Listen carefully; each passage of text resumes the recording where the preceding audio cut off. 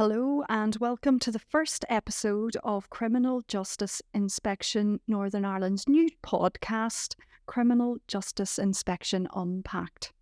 I'm Melanie McVeigh from Criminal Justice Inspection Northern Ireland, and over the coming episodes I will be exploring the work of Criminal Justice Inspection, what the organisation does and how it contributes to improving Northern Ireland's criminal justice system.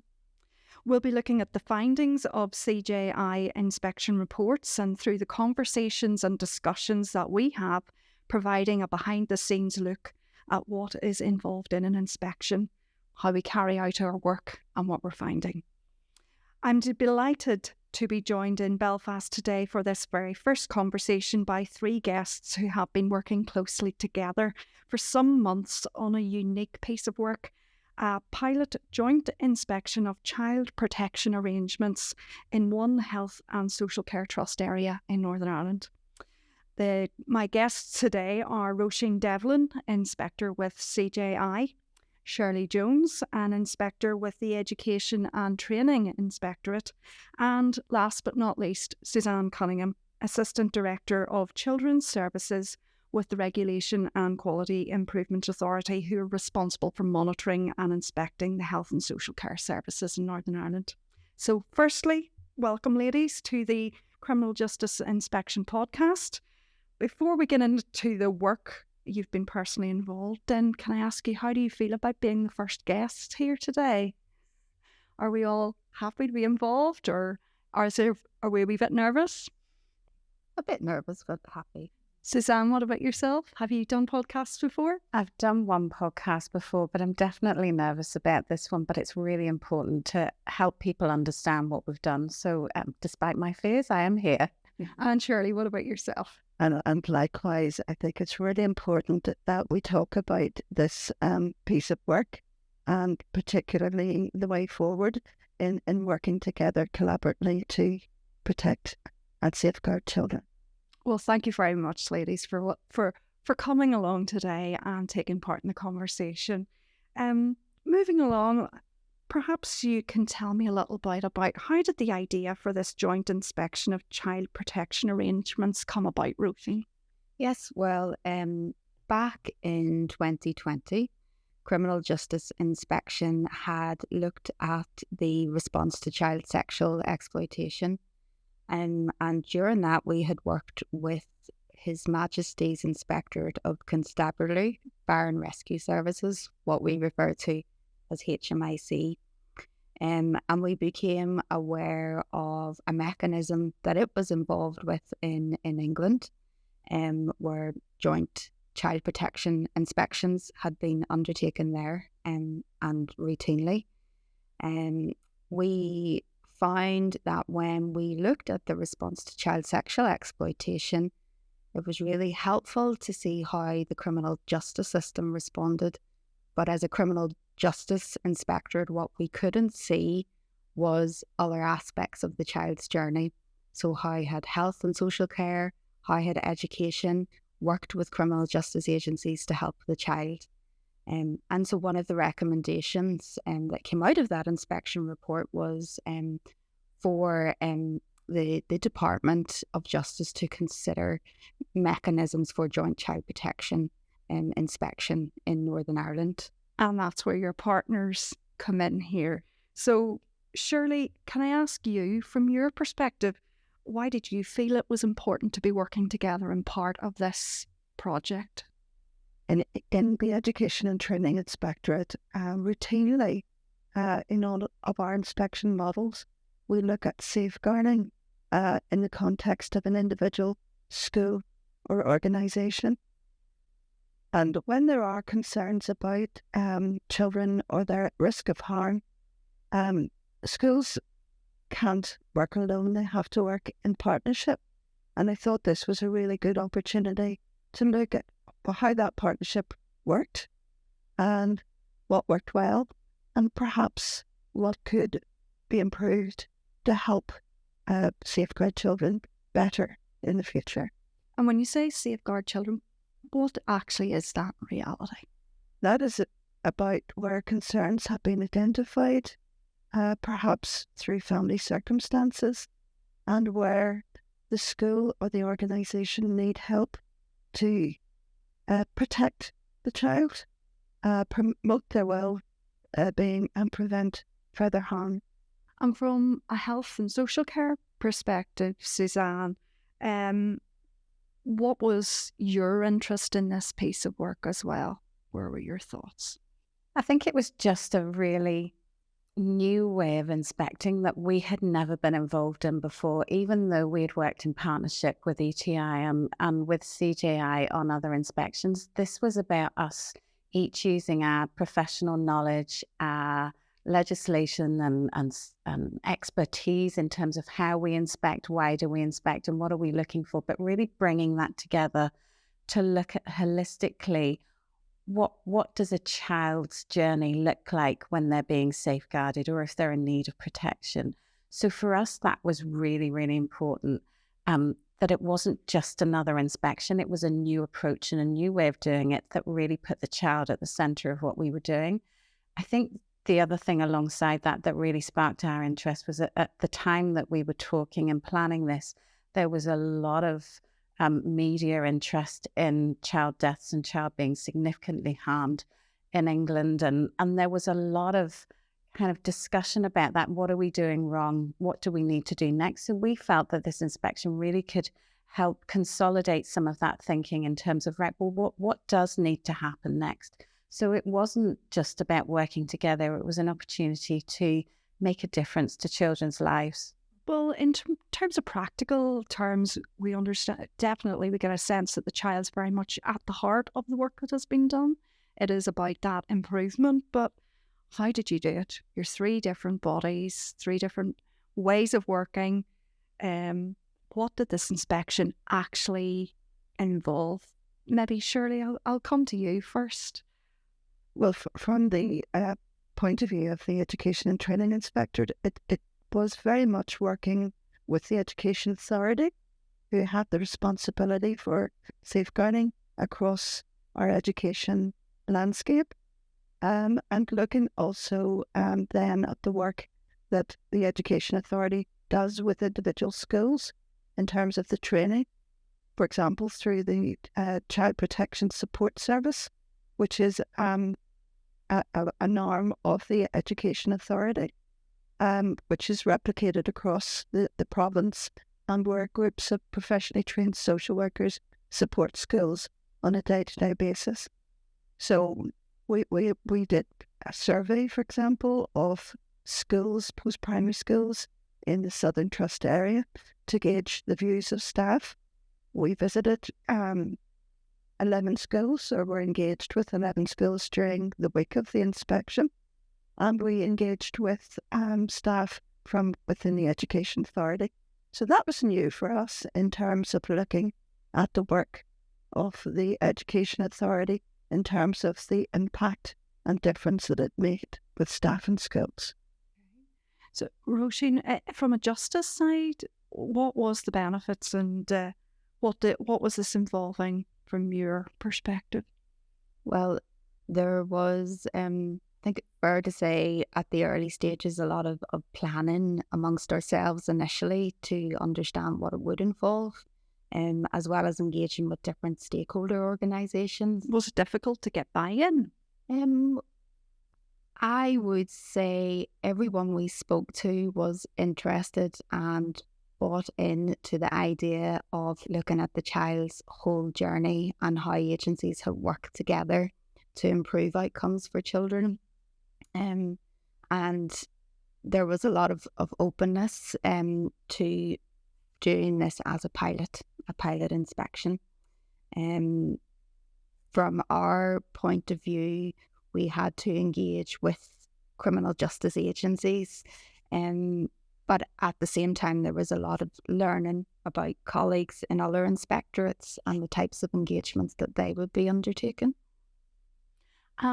Suzanne, the focus on this piece of work was around the Southern Health and Social Care Trust.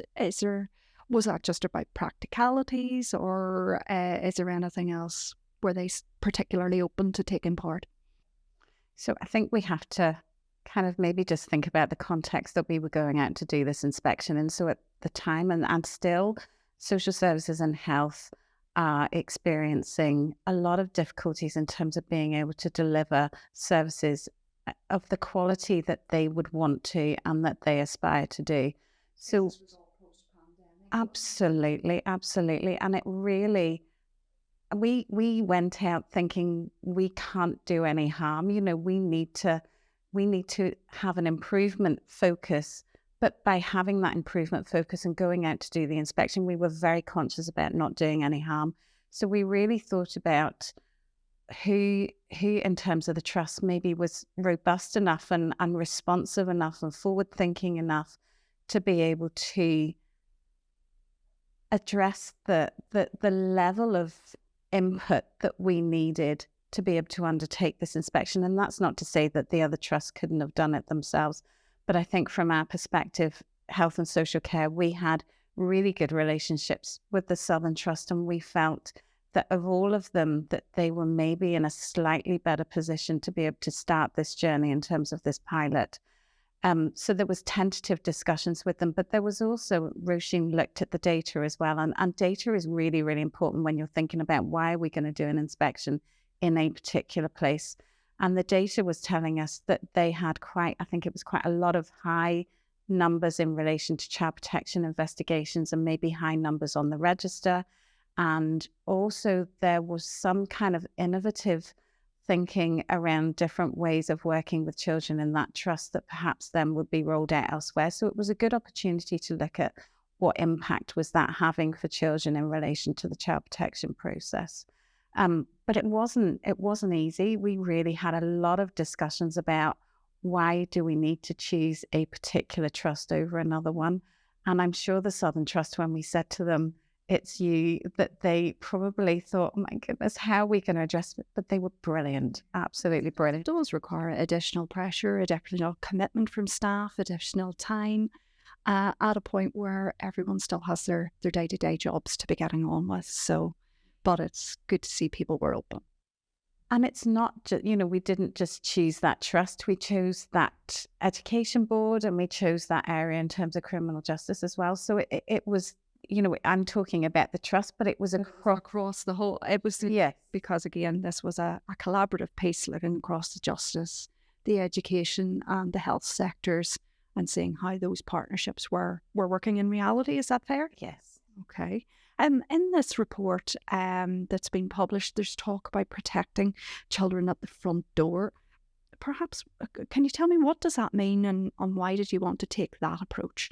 Well, the way inspection works in England, it had two different types of inspection. One was to look at the front door, which is where referrals and concerns about children come in through. So an initial point of contact, that type of thing? Services, yes. So in Northern Ireland, that would be social services gateway teams. But because we, as Criminal Justice Inspection, were leading on this pilot, and because we wanted to look at the multi-agency response and not the response perhaps of one agency acting alone, we considered referrals that had come in through the police front door, which is the police central referral unit. And having done that, that then enabled us to look back at how services had responded to initial concerns. The approach that we adopted was based on what we felt would be best for a pilot. And if we were to do this in future, we could be informed by what we had found in respect of that front door. So I'm guessing there's a lot of learning that has been going on as you've been going through this work. It's not just learning for the inspected organisations that you were working alongside, but also learning for yourselves. So it's this point of referral. Who were you actually speaking to? Education authority, police, health and social care, anyone else in the area? I think the thing with health and social care is it's a word that we kind of join together, but the expanse of what that means is probably not understood, which is it's every part of health that is involved with children and young people. And then you have social services alongside that. So you're really looking at two huge organisations in kind of one sentence. In England, that would be slightly different. So you would have your equivalent of CJINI, TAI doing their job, and then you would have CQC and Ofsted, one doing health, one doing social services. So for us, I think we were a little bit scared because it was a big job, and I'm not a professional that goes out and does inspections in health usually. So we had to bring in specialist inspectors to do some of that as well. So it's, when you think about that front door and where do children come into that front door in need of child protection and safeguarding, it's a big picture that you're trying to inspect, and lots of different services and pockets of sub-services that are involved in that. So one of the things when we looked at the front door was we had to really funnel down, right, what does the front door mean for us, so that we could make sure each of our respective agencies that we were working with understood where the focus was going to be. In terms of, the practicalities, what type of things can you maybe briefly tell me what type of things you were looking at? Were you speaking to people on the ground, or was it more paper-based examinations from each or from you? Well, I suppose it was a joint inspection, and if you like, a joint inspection timetable, and that we each had different activities to undertake over the week. But that involved focus groups with different professionals working in policing, health and social care, schools, education authority was also involved. We also looked at the response to a small number of children, 5 children, and were able to follow the response of each of the agencies and how they had planned jointly to protect those children and young people. As well as that, we then undertook what is termed dip sampling. So we were then able to look at other types of cases that had been considered through police, health and social care again, to understand what types of measures have been put in place to protect children. Okay, and what was the general sense of what you were finding when you were doing this work? Was it encouraging, or were there areas where you were picking up that there needed to be improvements made? I think from the education perspective, the work demonstrated very clearly the important role that staff in schools play in keeping children safe, from their day-to-day contact with the children, and also in the effective responses when concerns were raised. So what we were seeing through the inspection was that in the Southern Trust, children are well safeguarded by educational professionals who are well trained and who are equipped with the necessary skills. So we were seeing prompt action being taken through the appropriate processes and referrals to gateway teams. Anyone else? What were your findings around it, Suzanne?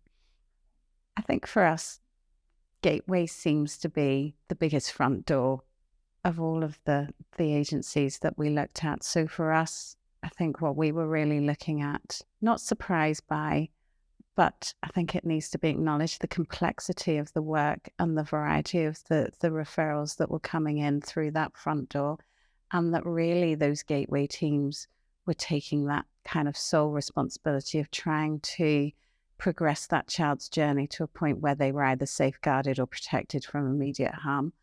And that was an enormous piece of work. So, people were talking about trying their best, and actually they were doing a really, really good job. You can't dispute, nobody did a bad job, but there was areas, as there always is, where you think, we could do this better, that this could have a better outcome for children, maybe if we stop and really think about what we're doing. So there was a lot of that discussion during the inspection with different professionals at all levels. We spoke to people on the front line answering the phones right up to the director, and they were all so committed to what they were doing, but did acknowledge that currently, especially post COVID, the complexity is really difficult to try and respond to in the way that they wanted to respond to.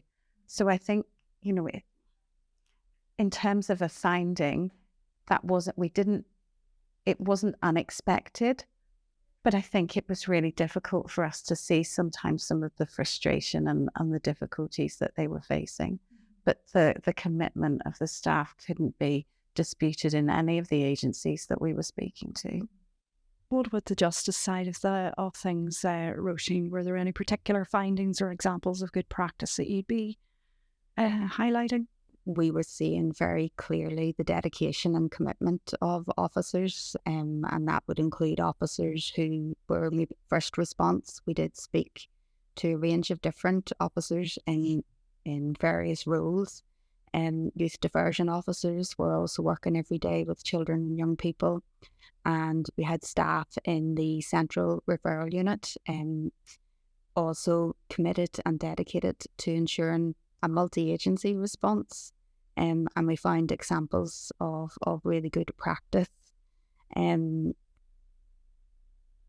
But I would echo what has been said, in that staff were at times working with a backlog, and we could see the stress involved in managing that.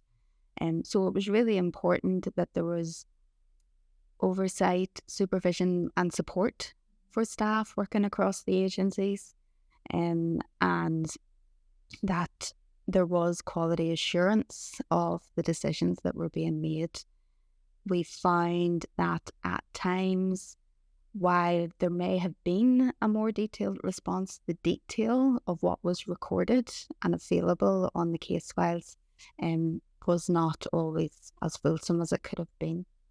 But overall, the sense was that organisations involved in this very critical role, they were keen to work together, and the personnel involved, regardless of whether they were in the justice, the health or social care sector or the education arena, they were all very much committed. There was a recognition of personal interest and responsibility, as well as that professional requirement as well. Absolutely. And so you're all from, unfortunately, or fortunately or unfortunately, from inspection or regulatory style bodies. So looking for improvements within your DNA, for want of a better word. What about improvements? What can be done better? What has this piece of work shown that we in Northern Ireland can be taking forward for children?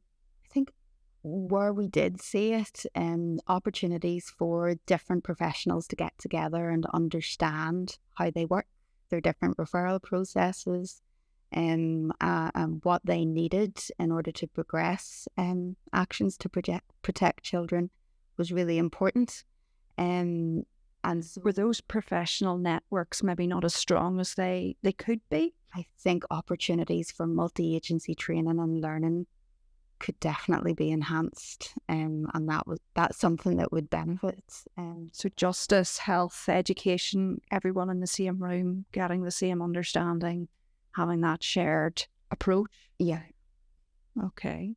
And I think then that helps them to understand each other's roles and responsibilities. I think it's difficult when you're so busy to say, yes, I'll accept this piece of work, when maybe it's not your role and responsibility, but the people that need to take it are actually overloaded with other work, and you realise, right, I can do something here.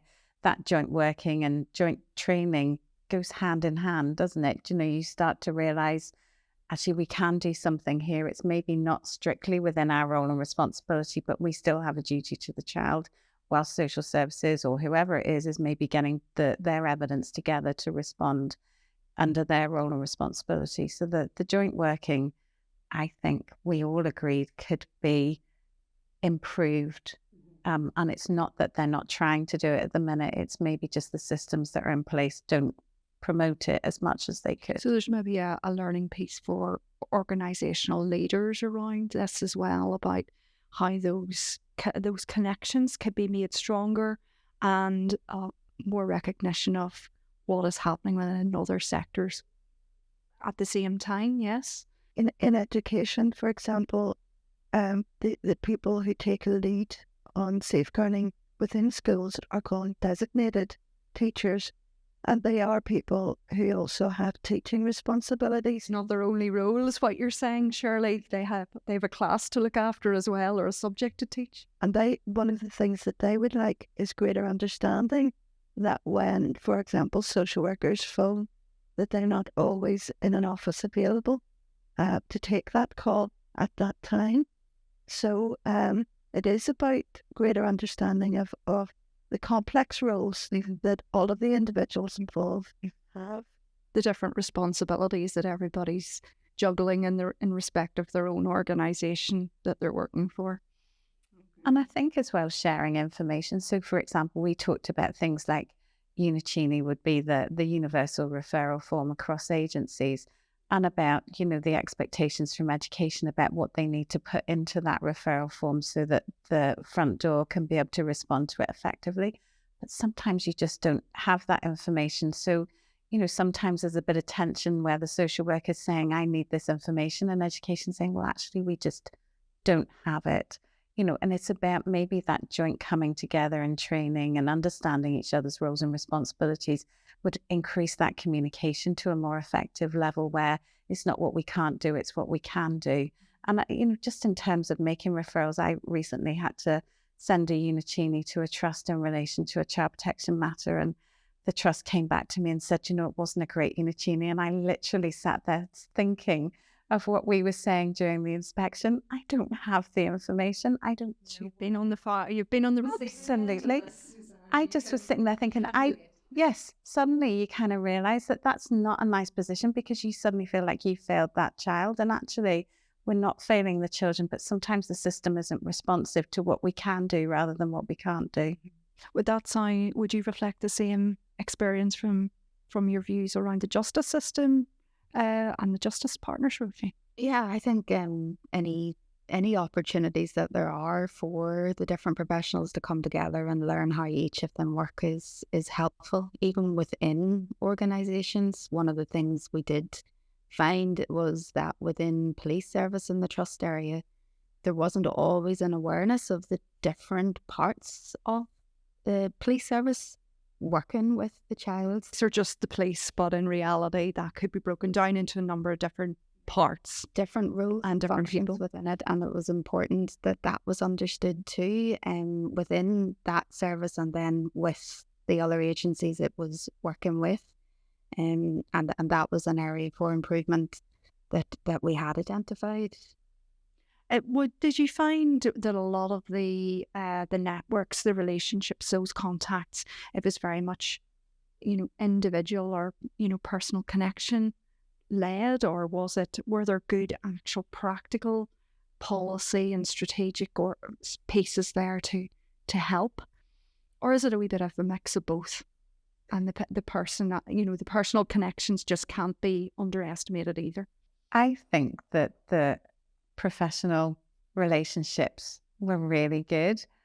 I think working from a child protection perspective, when you look at the number of policies, procedures, guidance, legislation that they have to refer to on a daily basis across all of the agencies, it's not easy. When we pulled it together, looking at, what is the legislation and the guidance that staff have to look at on a daily basis that guides their work, there was a massive file that I pulled out and thought, I don't know that I could really refer to that on a daily basis practically. Now, you do have child protection policies that are excellent and do, I think, drive that multidisciplinary and multi-agency working, but on the ground sometimes I think it's not easy to put into practice. So those professional relationships are really, really important. Some of the most effective examples of practice that we saw was where people had been in the roles for some time and they had been able to develop professional working relationships, and therefore that was effective because they did understand each other's roles, they understand the complexities of each other's roles, and therefore they were that wee bit more flexible in the way in which they worked with each other. So we also saw a really good example of a new policy development called Operation Compass, where the police are now sharing information very quickly with schools and other educational organisations when there has been a domestic abuse situation at home. And so, for example, during the week of the inspection, in one of the schools that I was in, and this was the first week of the rollout of Operation Encompass in the Southern Trust area. And we had an example where the school had received a call at 8 a.m. about 2 children who were involved in a situation, a domestic abuse situation at home. And by the time the children arrived at school at 9:15, the school had safeguards in place to help support and protect those children. So that added information allowed that school with those particular children to provide a more effective service, more effective support at that particular time when it was needed. Absolutely. In terms of this piece of work, has very much been child focused, child protection, and it's about improvements. What are your hopes for the future, Roisin, about where this can go? What would you like to see happening next as a result of this particular piece of work? Well, we were keen that the pilot looked at strengths as well as areas for improvement, and rather than set out a series of recommendations, what we have asked is that the agencies work together to put together a plan that will address the findings. I think I would be keen that the agencies can see the strengths and develop on those, but also find ways to work together to address the areas that we have identified for improvement, and hopefully see an opportunity to assess their response to cases and to children, and how that has worked in practice. So a self-assessment, if you like, of how they're doing and how they're helping children and young people. I think another hope for us is that we can present learning from this type of inspection. It was a pilot.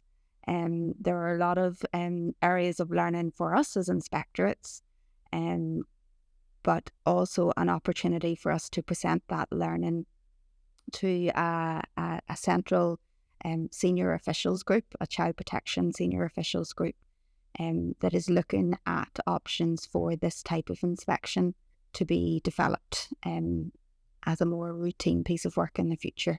Is it something you would collectively like to see rolled out to other parts of Northern Ireland?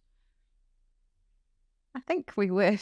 I think the difficult. Yeah, no. I think like anything, we have been resourced to do a certain number of pieces of work. This was an extra piece of work for us.